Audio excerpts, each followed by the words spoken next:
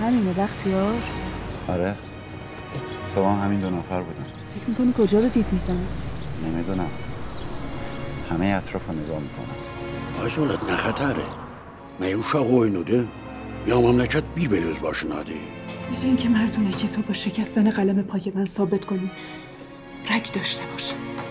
4 تا پله برو پایین، باشون حرف بزن، ببین چی میخوام. من 5 سال تو 8 تا مدرسه تو 3 تا شهر درس گفتم.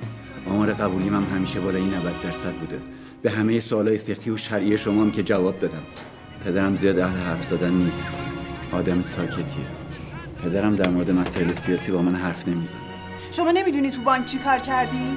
پرونده جابجا کردین، پول برداشتین، اینا رو نمیدونی. بلند شیم بریم بابا، این خانم دلش از جای دیگه پره، میخواد دکه دلش سر من. آقا سولت دل من از هیچ جا پر نیست. دل من از هیچ جا پر نیست آقا سولت. چرا نمیری باشون حرف بزنی؟ منظورم اینه که خانواده با هم دور همین خانوما آقایون. Ne çəkirəm, nə itirəm, nə atıram. Bax mənə yağmur titirir.